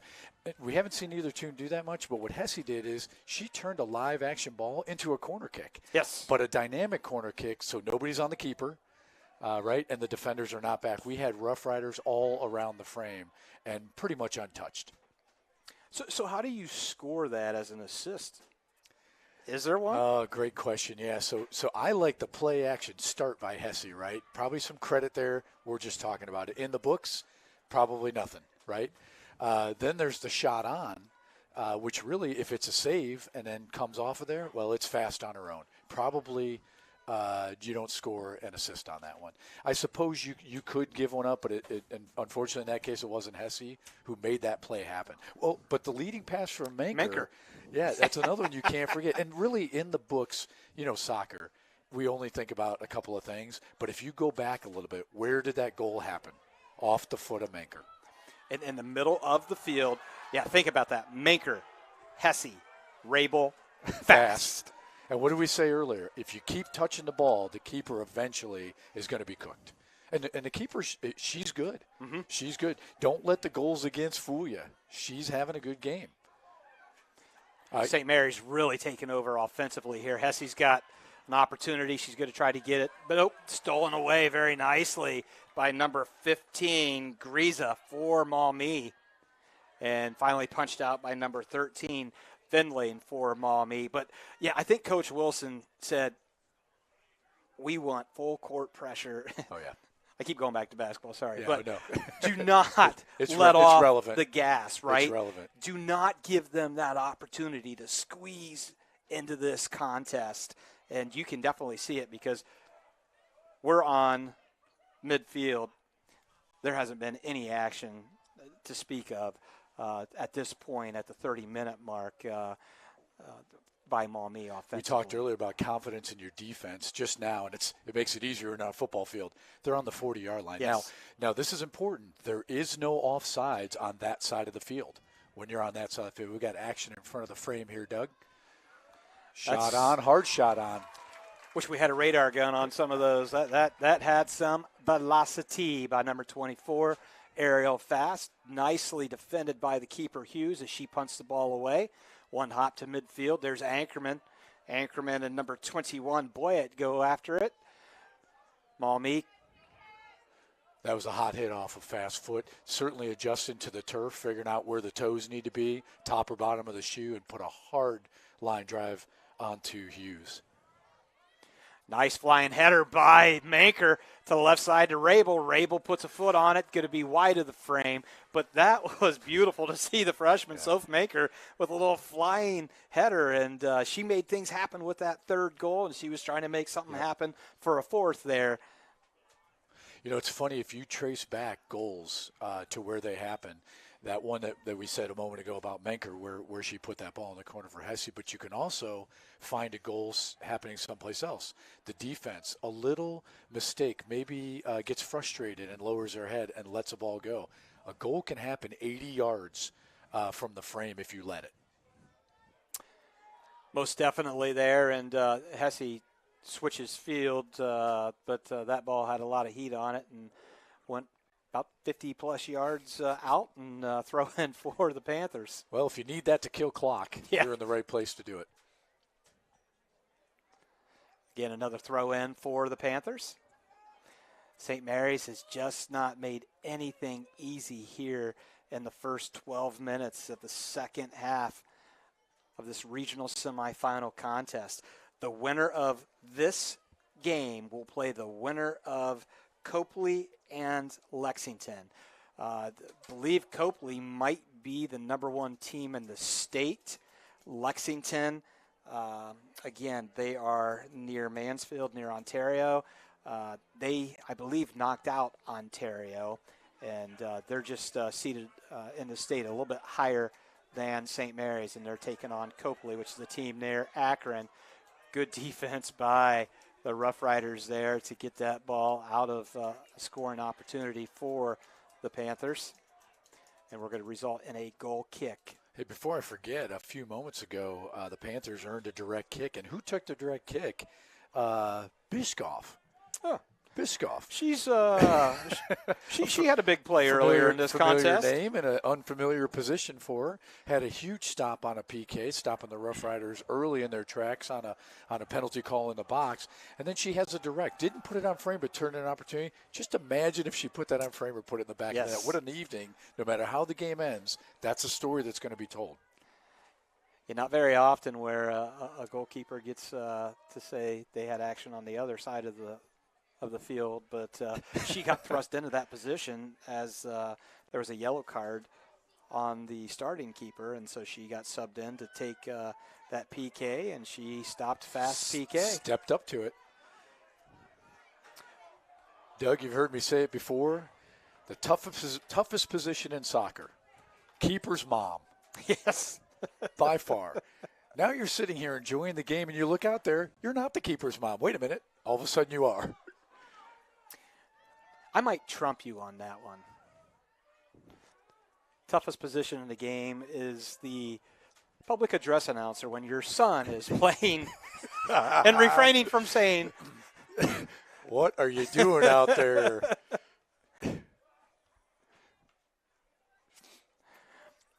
Yes, yeah. Go talk to your son, Mom. Ainsley Heckman with the throw in for the Panthers. Over the head of the intended target. Tomberlin heads it, tries to find Manker. Manker finds the ball. You know, Soph Maker's a freshman, and it's you got to remind yourself, that Soph Minker is a freshman. Yeah. From game one, watching her, plays with such poise and confidence that you do not typically see in a freshman. Nice ball from Fast to Holsinger. I don't think Holsinger was thinking that ball was coming to her. Yep. Catches her in the back heel. And there's Fast. All right, I lost it with the pass. I'm going to come back and get it defensively as Fast and number 23, Bishkoff, go down hard. Bishkoff, of course, coming after Fast. And, again, the referee looks at advantage, looks at direction of ball, makes the correct call, which is a no call. Let him play. Emily, still allowing that. Missed some substitutions earlier, but we've got Freewalt and Ellison for St. Mary's. Nice lead pass. And Fast right into the – Fast is going to get another opportunity. She dribbles inside, but puts it in the same spot as her previous shot, right into the awaiting hands. And we've got stoppage of time, believe, for an injury here. Yeah, no call on the play. Good no call, and just an injury. Hopefully nothing serious. And I don't know if we could get a replay on that, but talk about if we could go back a little bit further, the passing that we had after we see this great play. And you mentioned Hughes has been doing some amazing things in the goal. The passing that we had from Holsinger to Fast, just absolutely amazing. See this one off the left foot of Fast. Again, not a big open window, but a quick hit, and Hughes ready. You know, Doug, we talked about the goals against the Panthers, but Hughes, the number of saves that she's had tonight. Can you recall one ball that Hughes should have saved and she didn't tonight? Not one in the back of the net that anybody could have saved, right? The goals that we've gotten, unstoppable. The ones that she stopped, though, these are real saves. Again, two in a row. Could she get a third one? Probably not. Here comes Keller. Trying to find Freewalt. Freewalt does a nice job getting a little bit of body to knock that ball down, but loses control of it to Maumee. Doug, before that last run, you were talking about the freshman, Soph Minker. You're right. You forget she's a freshman. She's playing among giants here in the postseason, a freshman. And we're not talking about a freshman on a substandard team. We're talking about a freshman on a competitive, potentially state-bound team. 18-2-1, leading in the state semifinal game, starting 3-0. freshman. And then let's not overlook, there's another freshman that's in that defensive line that doesn't play like a freshman either, number 8, Lauren Jacobs. You're asking a lot of somebody that age as a back. A lot can happen back there. You make a mistake up front, you miss an opportunity. You make one out back, and you're putting a goal on your keeper.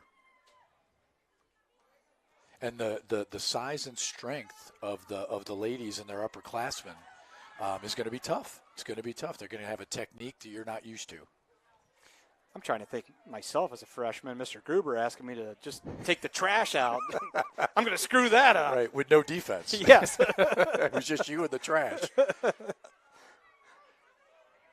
Well, and the Minker family sending some Rough Riders through the school.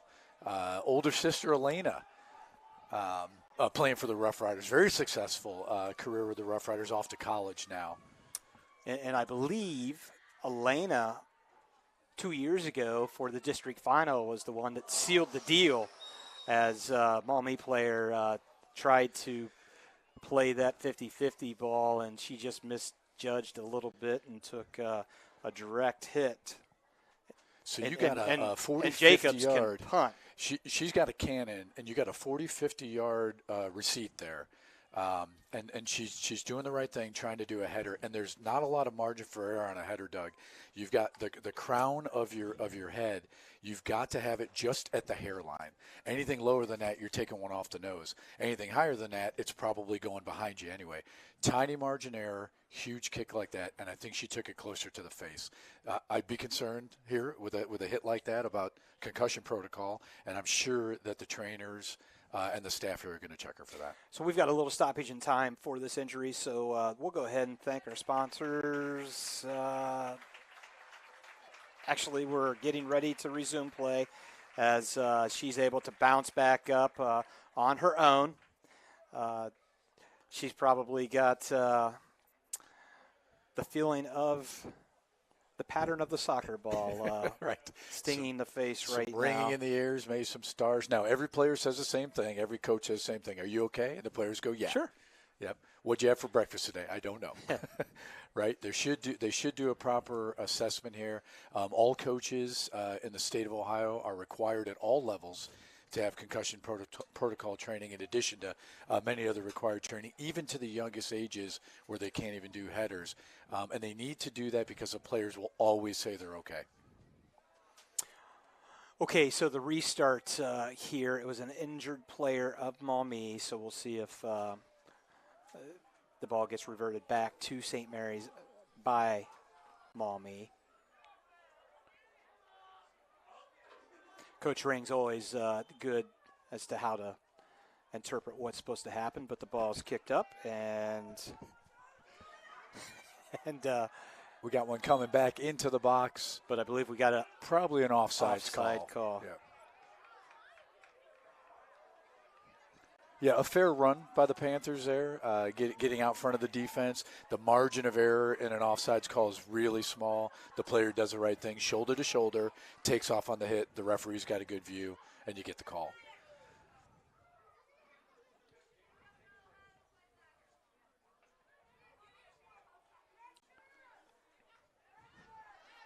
Got ball at midfield action. Riders taking a run.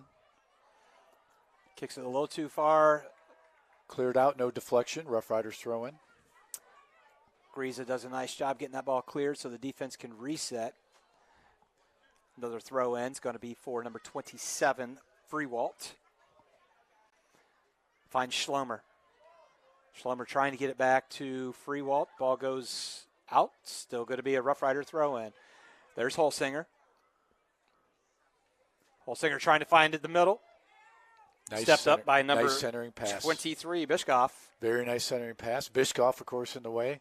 But a low pass, a worm burner. Good call on the turf because it probably isn't going to bounce. Intercepted by Maumee. Nice lead ball. Here's a one-on-one, but here's, trouble. That could. No, that angle was very funky for us. The keeper's way out. A little bit of collision outside of the box. Jacobs heading back towards the goal. That ball stays in. No. Out. Yep. And Doug on the sidelines, the whole ball has to be out. You'll see the ball dance on the line. You'll see the player, unlike most sports, the player can be out of bounds. Yes. Again, it's new to the United States, right? New to a lot of parents. That ball dancing on the line is not out until the whole ball goes over, and the player can be running right out of what appears to be out of bounds the entire time. That last offensive sequence for Maumee was really it wasn't anywhere near a goal, but was really the biggest threat that I think that we've seen thus far. I saw a purple shirt, a player and a half ahead of our defense. Very rare for the Rough Rider defense. Great lead ball pass. That started it. Again, if that turned into a goal, it actually happened back here. But what did you see there? The Rough Riders keeper coming out being very aggressive. And do you want him sitting on the back line on a play like that? Absolutely not. Could you get burned? You Absolutely. could. A little tip there without help from a defender, you can walk it in. But what you teach your keepers is come out if it's one-on-one and make the player make a mistake. And that's what Jacobs did in that case. Is she stepped up. Think about the window that the offender, the attacker has on the goal. When the goalie steps up, all of a sudden it's a very wide angle, probably going to miss. It's worth taking the chance to come out. And that's a pattern that you've seen Jacobs do time and time again throughout the season. Well, she's fast. She's strong. She's not afraid to challenge an attack like that. Occasionally, it'll get you. But in her case, the other thing, Doug, the Rough Riders up 3-0 right now. They're feeling confident. They're feeling good. So when you feel good about yourself, you're probably going to challenge the attacker more than you would maybe if it was a 1-1 game. Good through ball. He's going to try to get that, but Hughes just a step quicker there. Absolutely. And I want to give credit. We had 5 varsity starters come back onto the pitch here with that last stoppage of play, and I'm not going to be able to remember them all, but Lish Lomer and Reagan Allmeyer and Kelly Holsinger, Freewalt did a very, very stellar job giving those 5 starters a respite, a much-needed respite, and no harm, no foul during that tenure there. Just a couple of minutes is all it takes. Doug, that last foul, great example of a delayed call. The referee had it. Now the parents are asking for it. The fans are screaming below the whistle. He's waiting to see. As soon as they got the advantage, then he blew the whistle. Good call and results in a direct kick. There's that patented step up, take the ball by Gabby Keller. Great vision to the left side to Fast. Fast looking for Rupert. Rupert waits on it. She's going to rip. Going to be wide, right? She was a little too excited to rip there and looked like maybe off the front of her foot and didn't get the hips turned, and resulting in a goal kick for Maumee. No deflection, just wide of the frame. The ball was bouncing just a little bit right before she had that hit, which made it go off the right side of her foot. So number 12, Addison Birch, is going to check in for Maumee. Stepping off is 23, Charlie Biscoff. And I hope we're saying it right because we've talked a lot about her tonight. Yes. Doug, we missed a Menker earlier. We were talking about the Menkers family sending through a bunch of Rough Riders. That particular family also had Evan Menker, who played for Coach Josh Hertenstein, the Rough Riders varsity coach. Very successful group of players there, with Evan playing in the backfield as a defender. Absolutely. We've got 4 Menkers because Will got a goal the other day. Currently playing. Will Menker currently playing for the Rough Riders. Just ended their season in the postseason, but got a goal the other night in, I believe, a 1-0 contest. Yes. St. Mary's had a foul moments ago, resulting in a free kick for Maumee, but Reese Rabel has things to say about them coming towards their goal, gets things turned around. She's on. Good lead ball, just a little too much, and there is Jacobs to scoop it up. A lot of space there, 20, 30 yards of space, but again, with the turf, later into the game, tough to catch up to that. There's that high punt that makes it to the 45-yard line, and a good punch pass from Morgan Hesse to Fast. Trouble for Maumee, but they are able to get that ball cleared out as the offensive pressure by Coach Nick Wilson's Lady Riders was pretty intense, and they get to reset defensively, see what they can do as Soph Maker gets a touch on it. Back to Hesse. Nice read by Tomberlin. Tomberlin had a little bit of green. She quickly kicked that ball. She probably had some time and opportunity to continue forward with the dribble. It's nice to play in space. It's preferable to play with no pressure. Now, if you've got great feet and you can beat them one-on-one or one-on-two, go for it. If you're not sure about the pressure, it is good to keep that space, but I agree with you on that one. She had 10, 12 yards of space she could have used.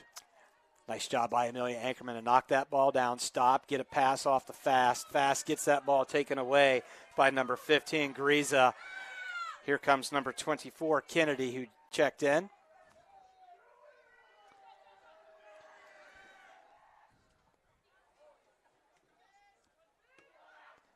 Doug, Maumee's in a tough spot here. They don't have a lot on the attack. They're mostly playing defense for many minutes in this half.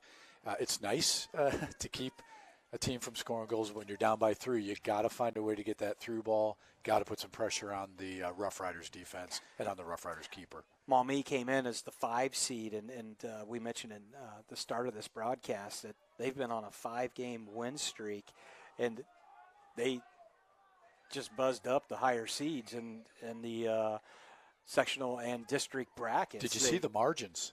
I mean, every game is a 1-goal margin. Yep. They had their defense, certainly putting a lot of pressure on their keeper. I'm sure she had a handful of saves in those games, but they were finding a way to get on the attack in those games. Maker, she rips, blocked by Maumee. Yeah, they defeated a 2 seed, a 4 seed, and then to get here, a 1 seed. Coming in as the 5 seed. Yeah, it's March Madness in October and November. I love it. I like that last hit off of Manker, off the foot of Manker. Again, a hard hit, 25, 30 yards out. maybe even a little bit farther, and you don't know what will happen if you put a hard one on frame. Also, the attacker's job is to screen the keeper. So when Maker takes that hit, a keeper could be getting screened by one of our attackers, and you'll see a ball going to the back of the net. You think it was easy, the keeper never saw it. Yep. Now that last one happened to get deflected, but I still think that's a good hard hit off the foot of Maker. That's an excellent point there of a keeper getting screened, the view blocked, and you're like, how did they not stop that ball? Yeah. Well, if you don't see something, can't even see it. There are times you sit and you think the keeper got lazy and didn't do anything. Not true.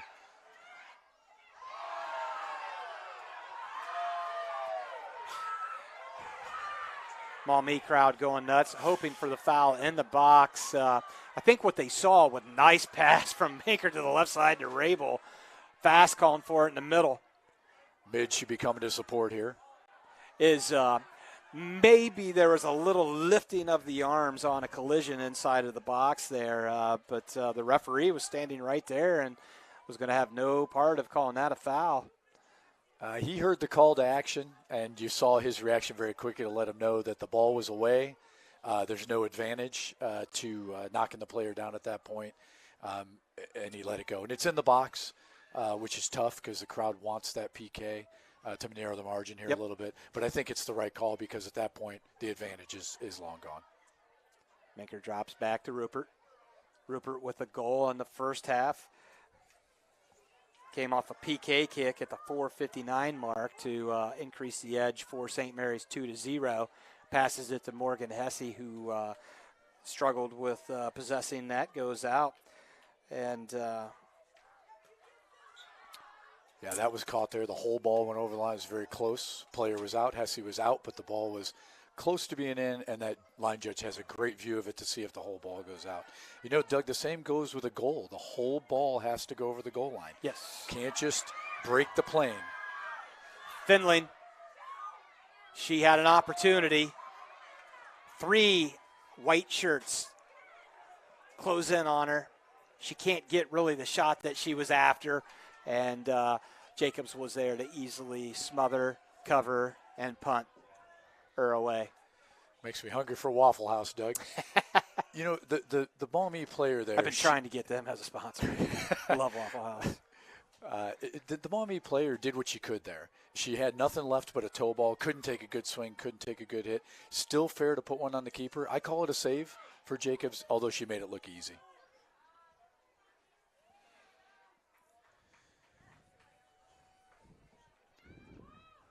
Now, 10 minutes left in the game, Doug. The play here, typically with this kind of a score differential, is what you've heard called parking the bus on the back line. Take your whole bus, park them on the back line. I don't know that Wilson will do that. I don't think he likes to trade, and neither do I, trading offense for defense. Yep. You want to really just keep putting goals on if you can. It's not about bullying. It's not about the emotion that the other team can have. It's about making sure you secure a win. I think we got stoppage. I think we got an injury timeout. Yeah, I think it may be exhaustion. I don't know that there was contact.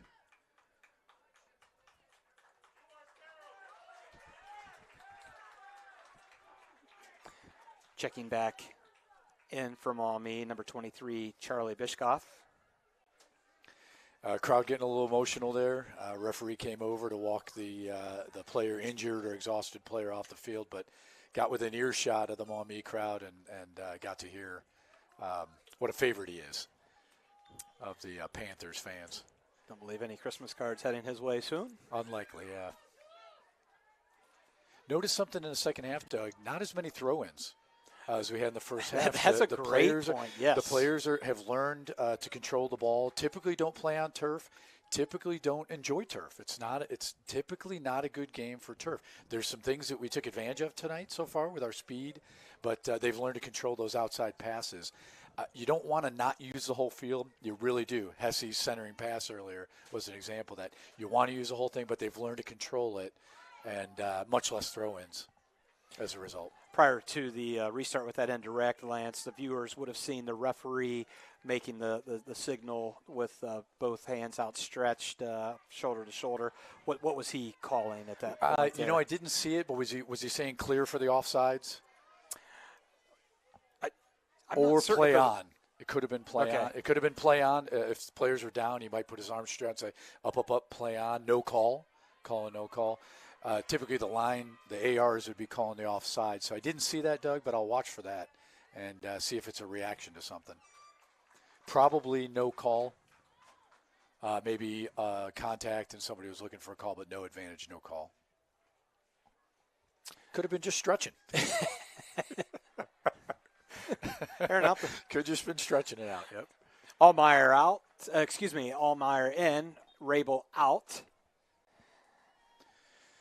Less than 9 minutes to play here, Doug, in Bowling Green. You never can relax in these games. Things can happen very quickly, as you've seen. But certainly the Rough Riders in control of the game here.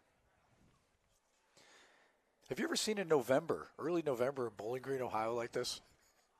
Spent some time up here, right? I did spend some time up here, and it always seemed to be A, extremely windy, B, extremely windy. Yep. And C, with frigid temperatures. Yep, but mostly windy. Yeah. We got a run here for the Rough Riders. She's breaking free. She's Probably got one coming on the dot. backside. Here comes Freewalt. Freewalt inside the off the post. That's Rupert with that quick 180 somehow changed turn directions. Shot, and it As goes you talked off about the earlier, post. A contortion and a hard hit. I would have never considered a straight line pass on that. I think you would have taken the hit up top, but nope, you get the double shot on that one. Here comes Bishkoff, guarded by Brown. Gives pass Brown. Freshman Lauren Jacobs disrupts, but here comes Bishkoff. And Gabby Keller going to kick it out to the cameraman. Cameraman deflects the ball back. Yep. Last touch, Rough Riders throw in coming up for the Panthers. Bishkoff. Doug, were you surprised when they built windmills up here in Bowling Green? Not at all. And they've been here for a long time. I was surprised how long it took them. Yes. Ooh, nice foot by Freewalt. Gets a one-touch to the left side to Fast. Fast trying to make things happen. But Maumee's number 4, Kovar, wisely, and I mean wisely, kicks that ball out because she does not want to go against Fast near the 18. Yeah, you want to kill the action there. There's no timeouts in soccer, right? And it's a very hard sport to coach. If anybody hasn't coached what I call a motion game, you don't understand. When you are down and it feels like the field, got to run here. If it feels like the field, and you've seen it before, Doug, the field literally feels like it's tipped against you. The wind's against you. Yep. The field, and there is no timeouts. Nothing You can start subbing if you can. Killing the action there is similar to a timeout. It's sometimes tough to get the players to recognize that, but that was a good move. Killed the play, reset with a throw-in. And going back to that run that got stopped by Hughes, number 27 for St. Mary's, Freewalt with a nice pass to try to make something happen for Fast. Always like to give those shout-outs to the distributors there. Boy, they're still keeping the pressure on here. And Coach Wilson did something in that halftime speech that pressure. Yeah. We're going to press and put them in a bind, and it greatly worked out for them early on. You got to run here, Doug, and and the Panthers are sending a little bit of numbers here. You can't hear it from where we're up here in the booth, but down there on the field, I guarantee you heard Jacob screaming, keep. Screaming, keep. Because that play right there, the defender doesn't know. The keeper's in their blind spot. A little deflection there can turn into an own goal in an instant. I'm sure these ladies have been communicating time and time again. But that little play there, she talks, the defender lets it go. And there the referee waited for the advantage taken away.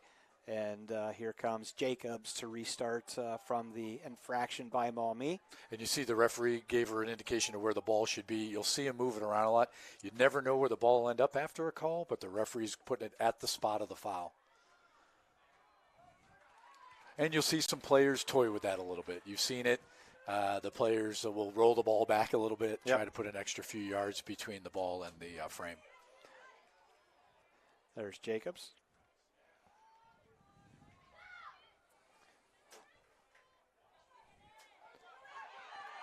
Oh, ball gets behind Brown, but she does a nice job recovering. Tries to get to the relief valve. Anchorman goes out, but still a good opportunity. Almost disaster, but now the defense gets to reset with 4 minutes to go. Nice thing to see with Maumee here, Lance, is they've not given up one bit. No, they're down 3-0. Yep. Things got kind of stacked against them when that third goal came just 6.5 minutes into the second half. But they have not given up. They've played a good physical game. Yep. Maybe actually St. Mary's gets called for being a little too physical there. And let's call number 23's number again, Charlie Biscoff. You know, she came in with amazing foot skills, a little touch pull on that, probably one extra touch, one too many, but then recovered it. St. Mary's got caught going not in the direction of ball and gets a call there. So we got a direct coming up for the Panthers. See if she puts it on frame. Griesa. Nice ball, Griesa. Up in the air. Bent on frame. Some contact to Jacobs there. A good no call and a good snag by Jacobs. Doug, something I wanted to mention earlier, and I'm surprised the referees didn't do something about this.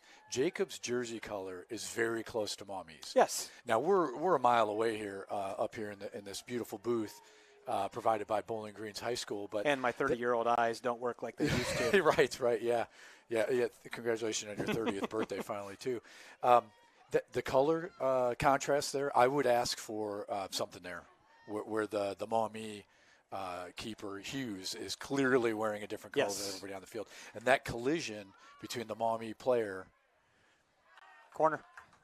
Cleared out with the deflection. That collision for the Maumee player, for a referee, I would have been asking for a different color uniform. It's a small little point. It doesn't really make a difference at this point of the game, probably, but I would have asked for it. Substitutions coming in for St. Mary's in large numbers. Yeah, probably. Leah Brackman coming on.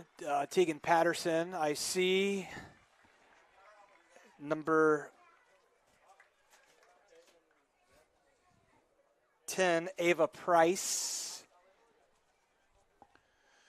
Schlomer back on. See if we can catch some more numbers. Certainly, Wilson pulling his starters now with just over 2 minutes left in the game, and they got a standing ovation from the St. Mary's crowd. No surprise there. Allmeyer with the corner. Nice stop by Hughes. And we've mentioned it several times. Hughes really has played a very nice game in the goal tonight. She recovered from the amount of frustration that I don't know you could ask any high schooler to have to withstand. She did her best, took a player out, upended her, and then had to sit to watch a PK. Fortunately stopped by 23 Biscoff. But you're right, Hughes, head up high, and looks like she's enjoying the game. Plenty of business down there at that end, as we would say in soccer. Price trying to find Brackman. Up comes Schlomer, but Maumee heading the other way. Lauren Jacobs getting in the way, trying to disrupt the offensive flow of Maumee's number 21. Boyett goes out on St. Mary's. We'll have a throw-in forthcoming after these substitutions. I believe number 20, Nikki Kiss, and number 22, Marina Adams check in for Maumee. Did you notice a moment ago, Doug, when the Rough Riders were subbing plethora, right, sending the house in line change, the referees stopped the clock. Late in the game, you do not want a team delaying by bringing in a bunch of subs or in and out several times. 1 minute remaining to play in the second half. 1 minute remaining to play.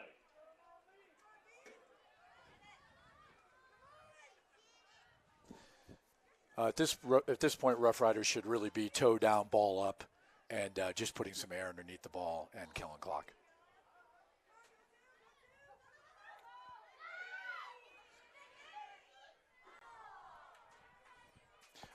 Skirted a small run there, Doug, and the Rough Rider player did the right thing. You never want to turn a ball that's heading towards your own goal. Player behind you is in a blind spot. You try to turn that ball. They have a great advantage, and our defender kicked it out wide to the side. Good call on that one.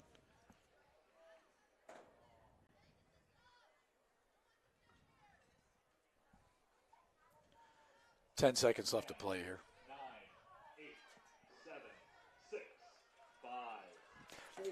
Sorry for going non-com on you. I was trying to find the updated score for Lexington and Copley.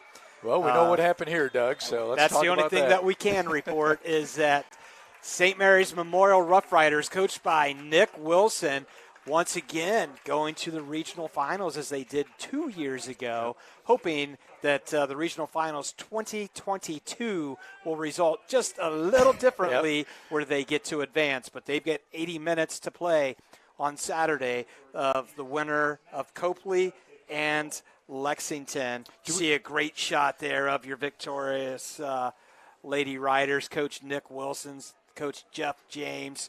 What a great contest. This is kind of interesting. Where do you meet to shake hands? And probably some emotion from Maumee. Maumee's struggling a bit here with the realization. Yeah. This is it. Their season's done, especially for the seniors. It's a tough spot. Give them a moment. Well, it sure was a great evening here in Bowling Green for soccer. Just couldn't ask for better weather. And it was a great contest to call. You know, and our seniors and led by Nick Wilson, our team led by seniors and Nick Wilson, they are not strangers to pressure coming into a contest. and again, you could not look at Maumee on paper and walk in here and say, we got this because of the goals against and the goals for. How do you get this far with more goals against and goals for? It's unheard of. But they were on a roll coming into this game, and the Rough Riders responded. And let's talk about the scoring recap here. In the first half, Ariel Fast struck first at the 8:30 mark left to go with a free kick. She got fouled right just before the box. Just and a yard you're going to out, see just some a yard replays outside here the box. As we talk about these recaps. And there is her first goal. And Hughes, a phenomenal job tonight, but you see that's just extremely difficult. And she even got her hands on that ball, right? That was not wide open net. And here comes goal number 2. Krista Rupert gets fouled inside the 18, resulting in this penalty kick. Awaits the whistle from the official, and textbook. You can't design any better of a placement than what Krista Rupert, the senior, did right there. I think if Hughes even had gone to her left, she wouldn't have touched it. And, of course, Hesse in the corner.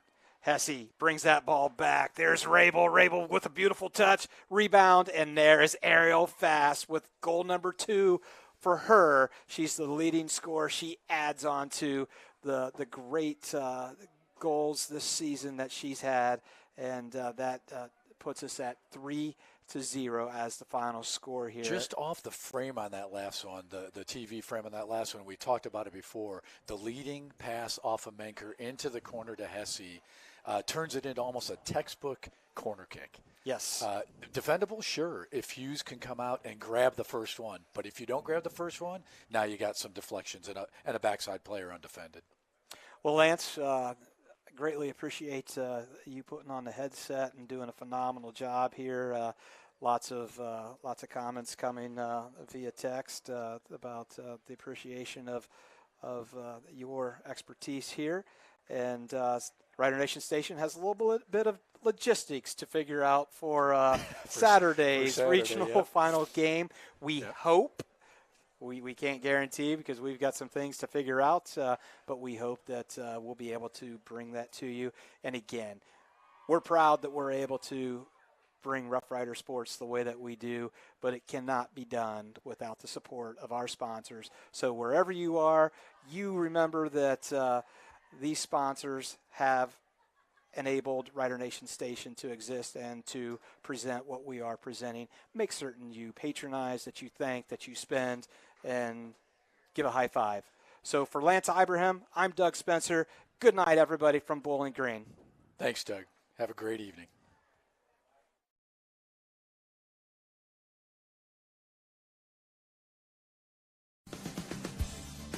Thanks for watching another episode of Rider Nation Station. Help us help you by subscribing on YouTube or following us on Facebook.